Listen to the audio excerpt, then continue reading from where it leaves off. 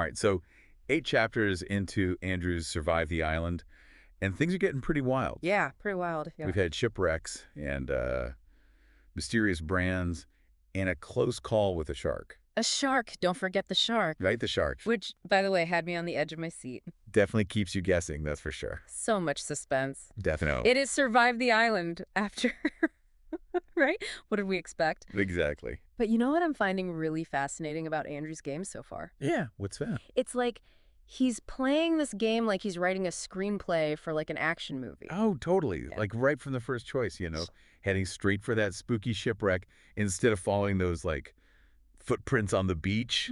It's like he's channeling Lost or something, like Yeah. he's going for the dramatic option every single time. Absolutely. And that choice right there tells us a lot about him.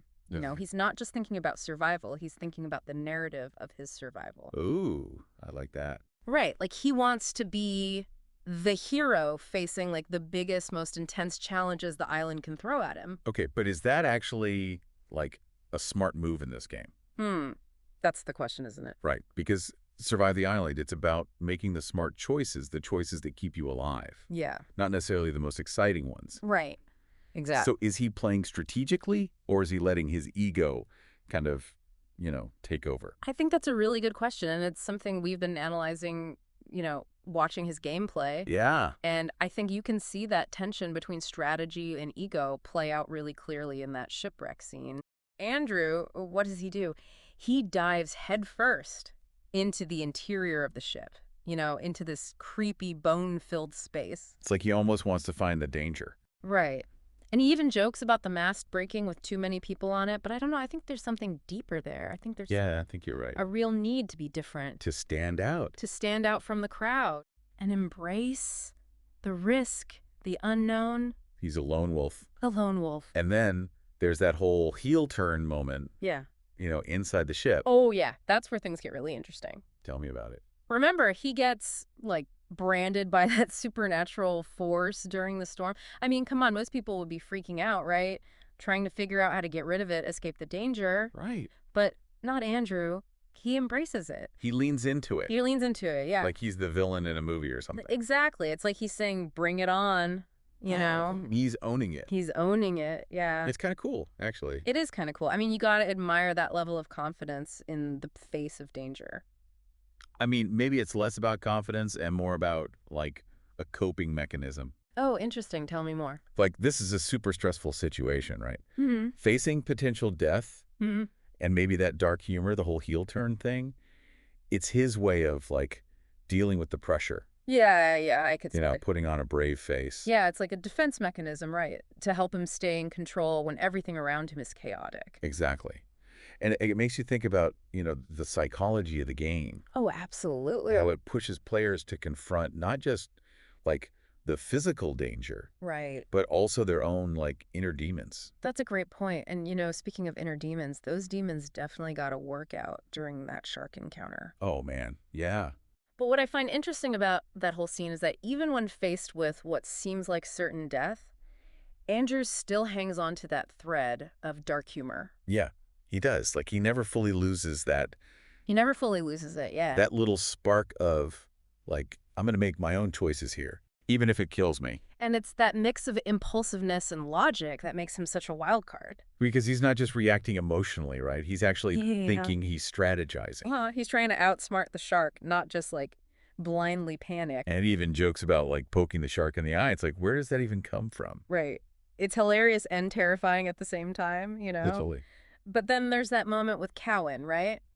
Where the shark, it doesn't attack them right away. Yeah. It circles them, it observes them. It even, bumps into Cowan, almost as if it's, toying with them, testing them. Yeah, it was really creepy. Yeah. It's like the island itself is aware of Andrew. Yeah, I you know? know. It's it's playing with him in this, twisted way. And I think that's where we start to see a crack in Andrew's confidence for the first time. Oh, for sure. Because this isn't just some random obstacle anymore, right? No. It's a sign that something bigger, something intelligent, might be controlling the dangers on this island. It's almost like the island itself is a player in this game. And Andrew is just a pawn. That's a chilling thought. Isn't it? All right, so to recap, we've got a player who's confident, maybe a little too confident. Right. He's impulsive, he's funny, he's a little bit dark. He's got that dark humor. He definitely has that dark humor, and he's making choices that are keeping us on the edge of our seats. Definitely. But the big question is he in control of his fate, or is something else pulling the strings? Okay, so we left Andrew at a major crossroad after that intense shark encounter. Still can't believe he survived that. Right. And now he's got these three, seriously unsettling options staring him in the face. It's like the island is giving him a twisted multiple-choice quiz, you know? Yeah. Where every answer could be wrong. And knowing Andrew, he's going to overthink it, Oh, absolutely. analyze every single angle, and then probably just go with his gut anyway. Which, to be fair, that's kind of worked for him so far. True, true. But these choices, they feel different somehow. Yeah. More weighted, more symbolic. All right, so let's break them down. Let's start with that fire in the distance. Okay, the fire... On the surface, it seems like the most hopeful option, right? Yeah, I mean, fire usually means other survivors. Right, like maybe a camp, A camp, some semblance of order. shelter, warmth. Right, exactly. It plays into that primal instinct we all have, you know? That pull towards warmth, towards community. Right, safety in numbers. Exactly. But there's also that nagging feeling that it could be a trap. Oh, absolutely. Right. Like, what if it's not a group of friendly survivors? What if it's, something else entirely? Yeah, this is Survive the Island, not Campfire Sing-Along. Exactly. And we know there were those, supernatural elements in play. Oh, yeah, for sure. And this game loves to subvert expectations. Oh, they're masters of it. So that fire could be a lure leading Andrew straight into who knows what. Straight into the jaws of danger. Ooh, I like that. Okay, option number 2. The lone man kneeling by the water. Oh, this one's creepy. Just the description alone is giving me the chills. Right. Unnatural presence, silence, Yeah. heavier than words. Yeah, it's like something out of a horror movie. Totally. And, Andrew, he's drawn to the dramatic. He can't resist a good mystery. So I wouldn't be surprised if he went straight for this option, even with all the red flags. It's like he wants to test his own limits, you know? He wants to see how much he can handle. So is this lone man like a test of Andrew's courage? Ooh. His ability to face the unknown? Or is he a symbol of something more sinister? Something connected to the islands, like dark heart? It's impossible to say for sure, and that's what I love about it. Me too. It keeps you guessing. Keeps you theorizing. Exactly. Okay. And then, of course, we have option number 3. The jungle. The The jungle. vast, untouched wilderness. Full of potential dangers and lurking shadows. Right. I mean, it's like the classic symbol of the unknown, the untamed. Yeah, and it represents a very different kind of challenge than the other two options. Because the fire and the lone man, they both suggest, immediate confrontation. Right, a direct test. A test of Andrew's will. Exactly. But the jungle, it's a slow burn. It's about patience observation, trying to understand the rules of the game before you make any rash moves. But is that really Andrew's style? That's a good question. I mean, so far he's been all about action. Right. Like making bold choices, Taking risks. even if they're a little bit crazy. Exactly. So the jungle seems like the path of greatest resistance for him, Yeah, it goes against his natural instincts. But maybe that's what he needs at this point. Ooh, interesting. Maybe this is where Andrew has to learn to adapt, The slowdown. to think strategically instead of just reacting. It would be a huge turning point for him. It would. It would show real character development. Exactly. All right, so we've analyzed the choices, we've explored the psychology, we've delved into the symbolism, but the big question remains, will he make it? Will Andrew survive the island? I mean, based on what we've seen so far, Yeah. I'd say his odds are 50-50. 50. I know, it's cutting it close. That's rough. It is, but he's shown us he's resourceful, He has. he's courageous, and he's not afraid to push his own boundaries. Yeah. All good qualities for a survivor. But he's also impulsive. Right. He's prone to making decisions based on, ego rather than strategy. And let's not forget, the island itself seems to be working against him. Throwing curveballs at every turn. Exactly. He's not just fighting the elements, he's fighting the game itself. So what's the deciding factor? What's going to tip the scales in his favor? Or seal his fate. That is the million-dollar question. And the answer lies in those 3 choices he's facing at the end of Chapter 8.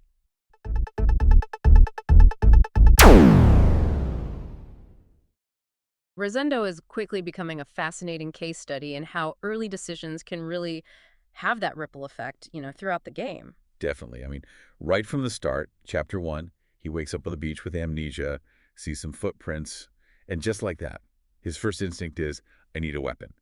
Most players at that point are just trying to find other survivors, get a sense of what's going on, but not Rosendo. He goes straight for that wrecked ship. What do you make of that? It's like his survival instincts are just on overdrive from the get-go, almost like a classic fight response, right? Yeah. Self-preservation above everything else, even before he really grasps the situation. It does make you wonder, is that level of distrust, is that an asset or a liability in a game like this? Oh, that's such a good question. And it's not just a gut reaction either. In chapter 2, when he enters the ship, his reasoning is, well, it's kind of chilling. He's actually considering the risk of cannibalism. I know, right?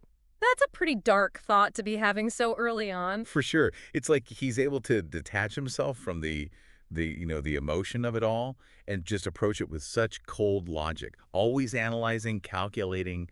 The choices in this game can feel so real. But Rosendo, he's almost immune to all that. Yep. Take chapter 3, for instance, the bone dust mural. Other players, they're drawn to it, experience those weird side effects, but he just avoids it completely. And what does he find? A map, a key. It's like his caution just paid off in that moment, and it seems like it really solidifies that belief in his approach. But it also starts to isolate him, don't you think? Yeah, for sure. He's got this potentially valuable information that he's just not sharing, creating a barrier between him and everyone else. It's like he's building walls instead of bridges. Yeah. And you start to see the consequences of that as things progress. Like in chapter 4, he flees into the jungle, choosing to be alone instead of even considering, alliances, convinced that anyone affected by that mural can't be trusted. His distrust is almost at like paranoid levels at this point. It's like he's projecting his own fear and suspicion on everyone else. Yeah, totally. It's almost like a self-fulfilling prophecy of isolation that he's creating. And by chapter 5, that paranoia is completely focused on Brian. Another player that Rosendo is totally convinced is after his map and key. Oh, Brian. It's almost tragic, We as the audience, we can see that Brian might actually just be trying to, connect. Yeah. But Rosendo just sees a threat. Nothing else. Makes you think about trust in these survival situations. What's more important? Protecting yourself from betrayal or, taking that risk, being vulnerable, hoping to form an alliance. It's a constant balancing act. And it all leads to what I think is one of the most crucial moments for Rosendo. Chapter 6. He hears that humming sound. He thinks it might be an escape route. But then he hears Brian calling out. Now, he doesn't know if Brian's in actual danger, but he chooses the unknown, leaves Brian behind. That decision, it really gets to the heart of who Rosendo is. It tells us his desire for answers, for control. It might actually be stronger than his, sense of responsibility. He's willing to put his own escape over the well-being of another player. Yeah. Makes you wonder, how far would you go in that situation?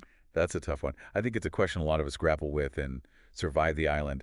It's not just a game, is it? No, not really. It forces you to confront these real dilemmas, these ethical choices, examine your own values. Exactly. And as we get into chapter 7 and 8, we'll see how this choice continues to shape Rosendo's path, and the consequences he faces for choosing isolation.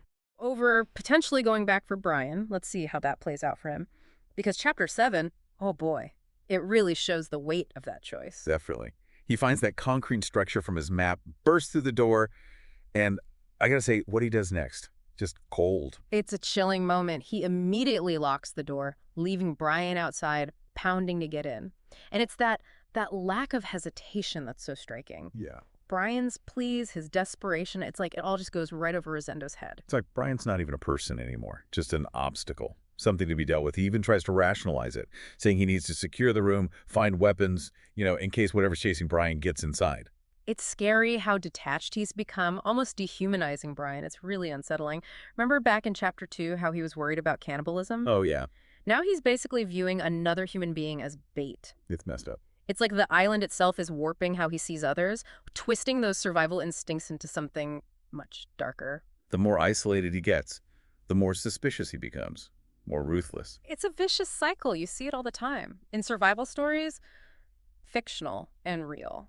That need to survive, it can just eat away at your empathy, turn people against each other, even when working together might be the best way out. And chapter 8 takes us even deeper into that spiral, right? Oh, absolutely. He's finally in the structure, the place he's been trying so hard to reach this whole time. But what he finds there, it's not the escape he was hoping for. Not at all. He stumbles right into the heart of the island's mystery. It's a hidden bunker filled with all this disturbing evidence, experiments, manipulation, you name it. What kind of evidence? There are diagrams that show these grotesque creatures, notes on genetic alterations, and there's this binder labeled experiments. It basically confirms all his worst fears about the island. Classic horror movie stuff. The character who thinks they're in control, always one step ahead, ends up being the one who's truly trapped. Exactly. The irony is, Rosendo's obsession with knowledge, his need to control everything, it's led him right into the belly of the beast. Wow. He's alone, surrounded by proof of something sinister. And now he's got 3 paths forward, each one more unsettling than the last. It's the perfect cliffhanger. It makes you wonder, has all that planning, all that calculating, has it backfired on him? Yeah, it's a scary situation to be in, for Hmm. sure. So focused on getting to that structure, convinced it held the key to escaping the island. And now he's trapped in what seems like a nightmare. So it's like a warning, about what happens when you isolate yourself.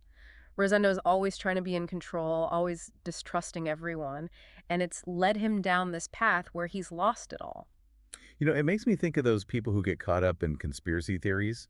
They're so convinced that everyone's against them that they end up pushing away the people who actually want to help. That's a really good comparison. And with Rosendo, it's almost like the island itself is fueling that paranoia, using his fears against him. Yeah. It shows just how important it is to stay grounded, especially in survival situations, whether it's a literal island or just like a difficult time in your life, you have to stay connected to other people. Absolutely. We've seen Rosendo's choices, how his approach has played out, and the tough spot he's in now. Knowing what you know now about Rosendo, would you try to build alliances or would you play it safe and stay on your own? There are no easy answers in this game, right? Survive the Island isn't about following a set path. It's about making tough decisions, living with the consequences. And understanding what makes us human, how we can trust, how we try to protect ourselves. Rosendo's story might be unsettling, but it teaches us a lot. It shows how dangerous isolation can be, how fear and suspicion can control us. And how even the best laid plans can go wrong. Sometimes being open to others, being vulnerable, can actually be your biggest strength. So as you keep playing Survive the Island, think about what we've learned from Rosendo. Think about your choices, how they affect your relationships with other players. Because surviving isn't always about being the strongest or the smartest. Sometimes it's about finding that balance between relying on yourself and having the courage to trust. Who knows, maybe the choices you make will lead to a different ending. A different truth about the island and about yourself.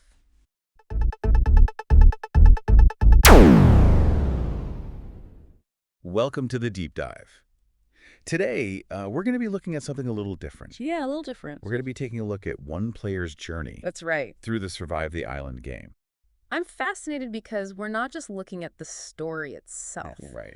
but how Andrea is approaching this game. Yeah. What choices are they making, and what does that tell us about their chances of survival? While we can't predict the future, Right. we can analyze what Andrea has done so far and see what patterns emerge. So to set the scene, just like all the other players, Yeah. Andrea wakes up on this mysterious island Yeah. with absolutely no memory of how they got there. And right from the start, we see Andrea making a choice that sets them apart from the crowd. Instead of following the footprints leading into the jungle, they decide to check out a wrecked ship on the beach.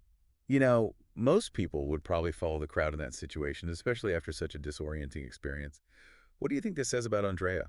It could be a sign of independence, a desire to forge their own path, or maybe it's a more practical decision driven by the thought that a shipwreck might hold valuable resources. Either way, it's a clue to how Andrea approaches problem solving. I like that, seeing it as a clue. Yeah. So let's move on to Chapter 2. Andrea reaches the shipwreck Yeah. and finds 15 other survivors. Right. Now, you'd think they'd feel some sense of relief, right? Yeah. Safety in numbers and all that. You'd think so, but instead, Andrea feels uneasy about the group dynamic and actually chooses to head back to the beach alone. That's a bold move, especially so early in the game. Do you think it's a wise one? It's hard to say for sure. On the one hand, it shows a strong sense of self-reliance. Okay. Andrea is clearly comfortable going against the grain and making their own decisions. Right. On the other hand, isolating themselves from the group could make them more vulnerable to threats. It's a real risk-reward scenario. Yeah. And it makes you wonder if Andrea's independence stems from a place of confidence Yeah. Or maybe even a distrust of others. We'll have to see how that plays out. But things get even more intense in Chapter 3. Absolutely. A sudden unnatural storm hits the island. Oh, And a terrifying, monstrous figure appears. Most people would run for cover. But remember how Andrea reacted to the footprints earlier? Yeah. They choose to approach the figure head on. It's almost like they're drawn to danger. It's certainly possible. It could be that Andrea thrives on adrenaline, or maybe they're just incredibly curious and want to understand the nature of this creature. right. Whatever the reason, it's a risky move that could have serious consequences. And unfortunately, those consequences become all too real in the next chapter.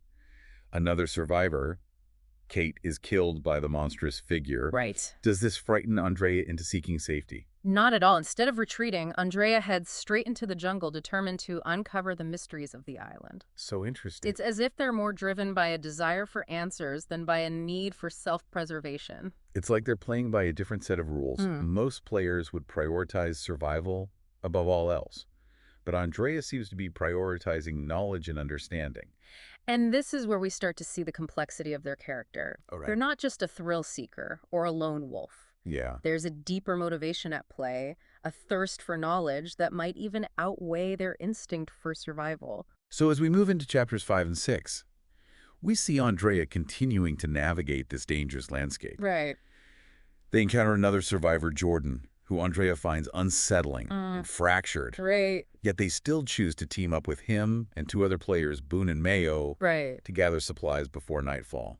Even amidst chaos and uncertainty, Andrea still demonstrates practicality. Yeah. They recognize the need for basic survival resources, even as they're grappling with these profound questions about the island's nature. And then, of course, we have the encounter with the glowing waterfall. Yes. It's described as being completely unnatural, almost otherworldly. Right. And you know what Andrea does? What? They climb to the top to investigate, always pushing boundaries, always seeking answers. It's a recurring theme in their journey so far, isn't it? This drive to understand the unknown. Yeah. Even when it puts them in danger. It's as if they're being pulled towards the island's secrets, almost like a moth to a flame. And that pull leads to an even more unsettling discovery at the top of the waterfall. Andrea encounters a figure that resembles Kate the survivor, who was killed by the monster. Wow. But something feels deeply wrong about it, as though it's not truly her. It's a chilling moment that speaks to the psychological depth of Survive the Island. Right. It's not just about physical survival, but about confronting the unknown and grappling with fear and uncertainty. Jordan completely freaks out. Oh. But Andrea, true to form, makes a daring decision. They jump into the glowing pool below, seemingly trusting their instincts above all else. And that jump marks a turning point in Andrea's journey as they plunge into the glowing water. They feel the island's energy transforming them, imbuing them with a power they didn't have before. Talk about a game changer. Let's pause here and reflect on what we've learned about Andrea so far. They're a complex and fascinating character, driven by both a need for independence and a thirst for knowledge. Their choices reveal a deep-seated curiosity and a willingness to face the unknown head-on. But the big question is, will these qualities be enough to ensure their survival in the long run? Stay tuned as we continue our deep dive into Andrea's journey to survive the island. So we left off with Andrea taking a literal leap of faith into this glowing pool. It's a pivotal moment because they resurface to find both the Kate-like figure and Jordan have vanished. And if that wasn't enough, a new figure appears, a mysterious man on the cliff, radiating some kind of energy. That's right. It's like the island is constantly throwing curveballs at Andrea, testing their limits and forcing them to adapt. But before we delve into the potential implications of this new threat, let's go back to that transformation Andrea experienced in the pool. What do you make of that? Could this be a sign that Andrea is now enhanced in some way? Did they absorb some kind of power from the island? It's certainly possible, and if so, it raises the question of how this new power will manifest. Will it be a physical ability, a heightened sense of awareness, or perhaps a deeper connection to the island itself? It's fascinating to consider the possibilities, especially knowing how unpredictable this game can be. But let's not forget about the other players. We've got Kate, who sadly met an untimely end, and then there's Jordan, who seemed to disappear when Andrea jumped into the pool. Right, and what about Boone and Mayo, the two survivors who were with Andrea and Jordan right before that terrifying scream echoed through the jungle? Their fates are intertwined with Andrea's even if they aren't directly interacting at the moment. Exactly. It's like each player is a thread in this intricate tapestry, and Andrea's choices are pulling at those threads, creating ripples that affect the whole fabric of the story. And let's not forget about that man on the cliff watching Andrea with electricity crackling around him. Is he a threat, an ally, or something else entirely? He almost feels like a final boss, someone who represents a culmination of all the challenges Andrea has faced so far. And right now, Andrea is standing at a crossroads. They have a choice to make: confront this powerful figure or delve deeper into the mysteries of the glowing pool. Both options are risky, but for different reasons, and the decision they make will undoubtedly have far-reaching consequences. Confrontation could lead to a showdown, a battle for dominance on the island, but it could also offer an opportunity for alliance, for collaboration. On the other hand, diving back into the pool could unlock further secrets, perhaps even grant Andrea greater power, but it could also lead them further down a path of isolation, separating them from the other survivors and the potential for human connection. So knowing Andrea's personality so far, what do you think they'll do? Which path will they choose? Based on what we've seen, I'd say Andrea is drawn to the unknown. They're a seeker, an explorer. They've consistently chosen to face their fears and push boundaries. That makes sense, but that man on the cliff, he's a formidable presence. Ignoring him could be just as dangerous as confronting him. Exactly. It's a classic dilemma, and it reflects the core themes of Survive the Island. It's about choice and consequence, about the constant tension between risk and reward. And ultimately, it's about defining what it means to win this game. Is it about escaping the island, or is it about something more profound, about achieving some kind of personal evolution? Perhaps it's about embracing the island's power, integrating it into oneself, and becoming something more than you were before. That's a question that each player has to answer for themselves. And the beauty of this game is that there's no right or wrong answer. The journey itself is the reward.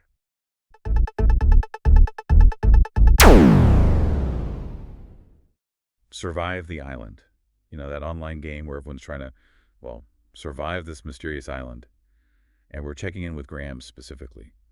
You know, seeing how he's doing 8 chapters in. Things are definitely heating up for him. They really are. It's interesting how this game isn't just about getting to the end. Every week, there are new challenges, decisions to make, and you have to figure out the island's mysteries while dealing with other players. It's a lot to juggle. For sure. Yeah. And with Graham's story, it's really cool to see how his choices, how he thinks, all that shapes his path. He started just like everyone else, waking up on the beach with no memory, Yeah. but every single choice he makes leads him further. Yeah, and it's those early choices that start to show us who Graham is. Like back in chapter 1, remember, he had to decide: follow footprints into the jungle or head towards the wrecked ship. Oh yeah, I remember that. He chose the ship. Figured he'd have a better chance of finding supplies, It was a practical choice, strategic. Shows he doesn't just go with blind faith or gut feeling. Totally, he's thinking things through, Yeah. even under pressure. And then in chapter 2, he volunteers to climb that ship's mast, right? Not because he's reckless, but because he understands the danger, how unstable it is. He's calculating those risks, which is smart, especially in a game where one wrong move can get you eliminated. Makes sense. Then, chapter 3, things get really interesting. He gets hit by lightning, ends up in that strange void with 2 paths. The bright, inviting light, and then total darkness. And he chose the darkness. I was surprised by that one. What was he thinking? He said he wanted to understand the island faster, which I thought was really interesting. Almost like he's not just trying to survive. He wants to unravel the mystery, even if it means facing something scary. That's bold, Curious sets him apart from the other players. So he's not just reacting, he's being proactive, Mm-hmm. trying to figure out how this whole thing works. Exactly. But that choice also puts him in a vulnerable spot, right? It's the unknown. No guarantees. Right, right. And then we see that in chapter 4, he's back on the island and immediately starts looking for survivors, supplies from that ship that disappeared. There's urgency, but he's still clear-headed. He's adapting, making the best of the situation. And then things get a bit more complicated in chapter 5. He finds a compass, a journal, a silver key, then runs into 2 other survivors, Typhona and Paul. Oh yeah, I remember them. And again, we see how decisive he is. He could have hidden, watched them, Yeah. but he chooses to confront them, suggesting he's open to alliances, even with the risks. But there's a shift in chapter 6, isn't there? He gets this feeling about Typhona and Paul, like something's off. He even describes their minds as poisoned. Yeah, he thinks they're leading him into a trap, so he runs. Wow, so now he's not just trusting logic, he's sensing the island's influence, picking up on those little manipulations. He's adapting his strategy, which makes his move in chapter 7 even more interesting. He heads straight for the lighthouse, the very thing he just ran from. It does seem contradictory. But I guess Graham's always thinking strategically. Right, maybe he realized running won't solve anything. He needs to understand what's happening there, even if it means confronting whatever's waiting for him. Drawn to the mystery, can't resist the unknown. And in Chapter 8, he gets to the lighthouse, and you can tell this place is more than just a building. It has this eerie energy, like the island itself is watching him. Definitely. It's like a turning point in the game where reality and the island's weird powers start to blend. He uses that silver key, the door opens without any resistance, almost like the lighthouse was expecting him. That's intense. Like, And then, right when things couldn't get any weirder, another survivor shows up, Mayoli, and Graham has another big decision to make. here he is at the entrance to this mysterious lighthouse with a potential ally or maybe a new threat at his side. What's he going to do? Enter. Explore the area. So many possibilities. So we've seen Graham go through these first 8 chapters, and you're probably wondering, what are his chances of actually making it to the end of Survive the Island? Yeah, it's a question I keep asking myself as we go through his choices. He's smart, resourceful, but he's taken some big risks too, like choosing the darkness, going straight for that creepy lighthouse. And that's what makes his character so interesting. That willingness to face the unknown could lead him to things other players miss, information, resources, but it also puts him in a risky position. He could be manipulated by the island, or even other survivors. It's like he's balancing on a tightrope, right?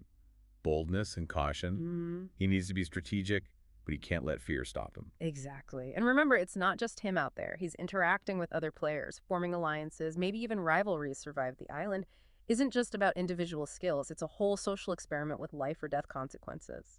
You're right, it's not just about outsmarting the island. It's about understanding the other players, figuring out who to trust, if anyone. Exactly. Which brings us back to where we left Graham, at the lighthouse with Mayoli. We don't know much about her, just that she showed up there, seemed cautious, but approached Graham. That's interesting in itself. Why seek him out? Is she looking for an alliance? Or is there something else going on? We have to consider that she might be under the island's influence. It's like every conversation is a test, right? Right. A chance to learn something, but also a potential danger. He can't afford to relax, not after everything he's been through. It's like the island is learning his moves, pushing him to the limit, which makes Survive the Island so captivating. It's a constant battle of wits, not just against the other players, but against the game itself. Now let's talk about those two paths in front of him. Entering the lighthouse with Mayoli, or doing something else. What could happen with each choice? If he goes in, he's probably going to face whatever's at the core of this whole island mystery. Remember, that lighthouse seems to have this strange power.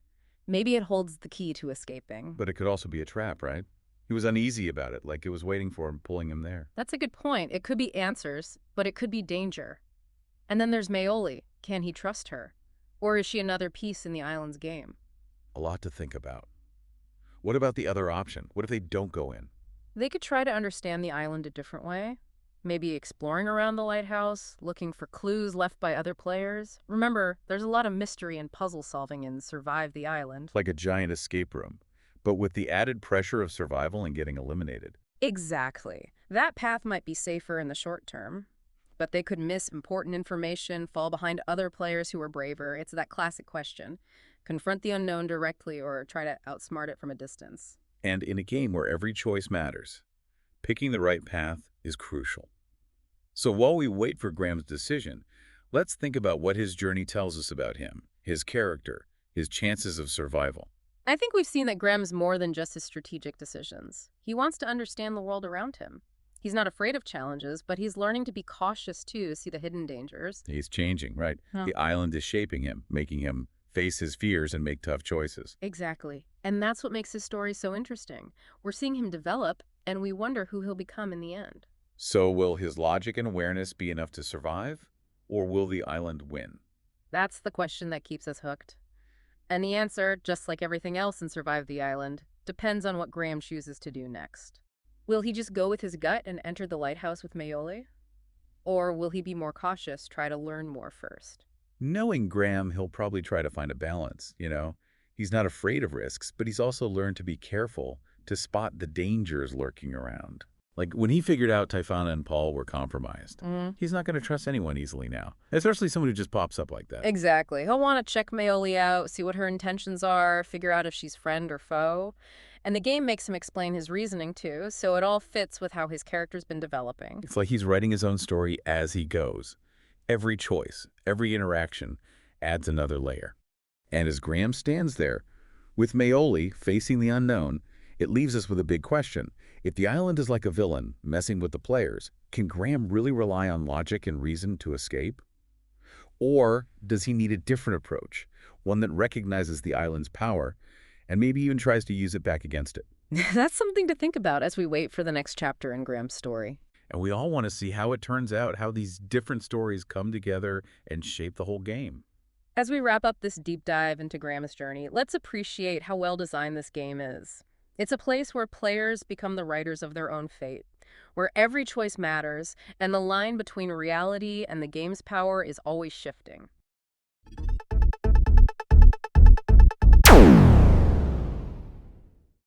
All right, welcome back, everyone. We're diving back into Survive the Island today and picking up with Peter's story. Yeah, 8 chapters in. Things are getting pretty intense for him. I mean, the last we saw him, he was clinging to a cliff for dear life. Oh, yeah, above that mysterious engine. Exactly. With Chelsea. Well, Not exactly helping him out.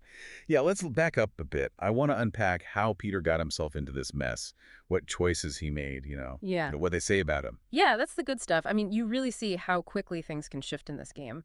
You go from, like, textbook survival strategies to straight-up psychological thriller territory. It's true. Yeah. And that contrast is especially stark with Peter, right? Like those early chapters. Yeah. He seems like the perfect teammate. Right. Total Boy Scout. I mean, think about it. Wakes up on a deserted island, no memory. What does he do? Sees those shipwreck signs, the footprints, and he immediately goes, gotta find other survivors. Yeah. Instead of, like, hunting for food or supplies or whatever. I mean, it's smart, right? Yeah, totally.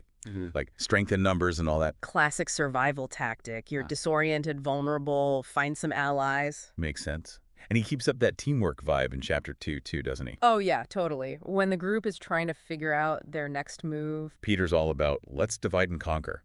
Shelter building, scouting, all that jazz. Very organized. Very practical. Seems like he read the survival manual or something. Haha, right. Secure those basic needs, establish a base camp, then venture out. His early choices really paint him as, like, someone who values logic, immediate safety. And teamwork. Huge emphasis on working together. Exactly. Which, honestly, is what makes everything that happens next so much more fascinating. Oh, yeah. Chapter 3 is where things take a turn.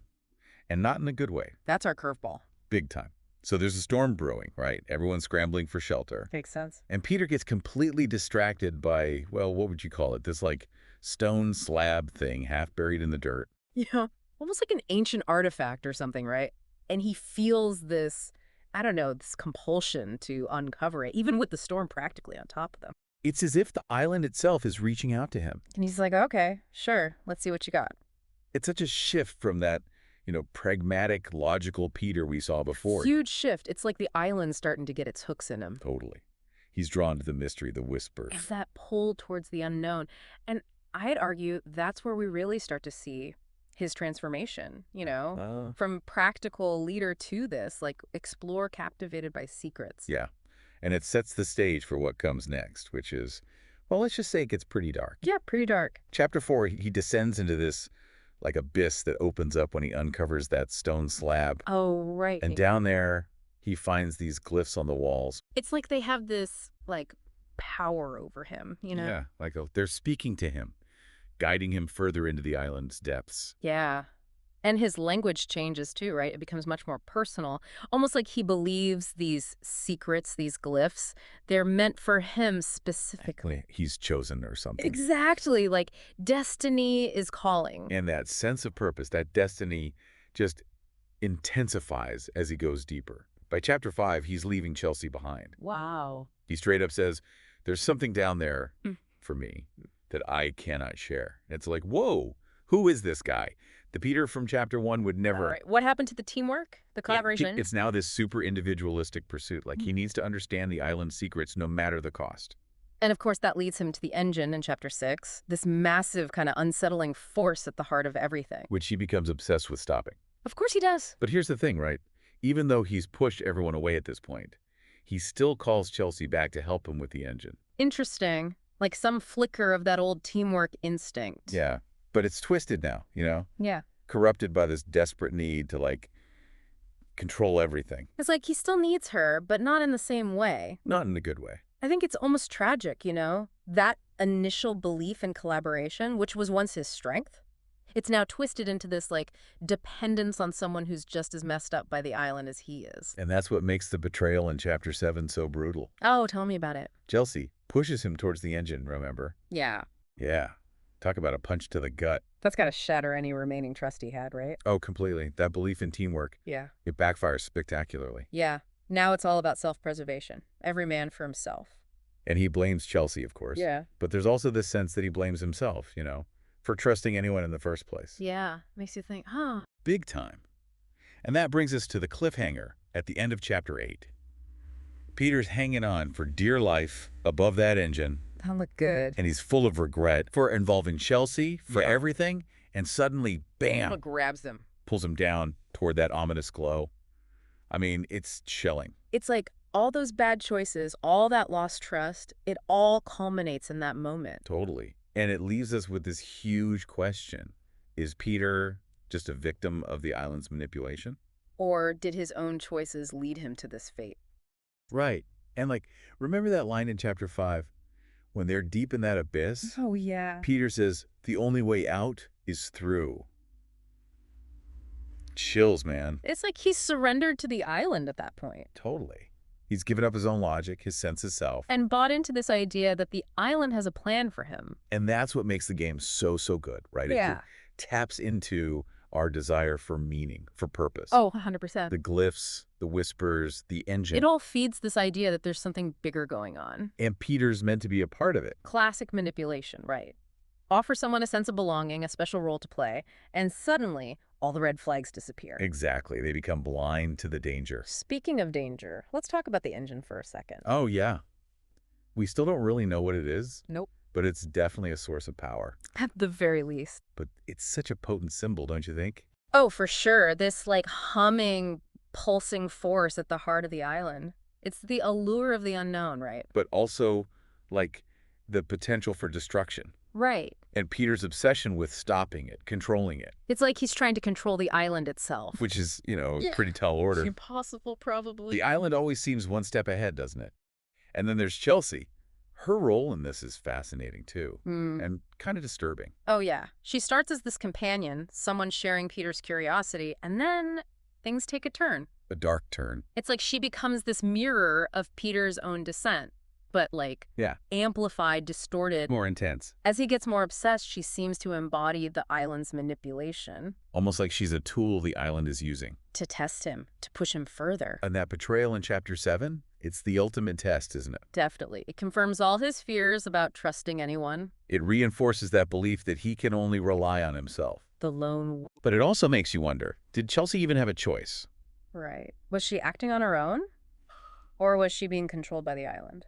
I mean, that ambiguity is what makes Survive the Island so gripping. It messes with your head. Free will versus manipulation. Self-preservation versus connection. It's all blurred. And ultimately, that's what makes Peter's story so tragic. He starts with these good intentions, this belief in teamwork. The ideal teammate. And the island just chips away at it. It breaks him down. Twists it into something dark. Until he's left with nothing but suspicion and the need to survive. Alone. Yeah. And we're left with that image of him being pulled down toward the engine, his fate uncertain. It makes you wonder, is this the end for Peter? Yeah, it's like he walked right into a trap, didn't he? And, I mean, the island laid it perfectly. Oh, absolutely. Yeah. Survive the island.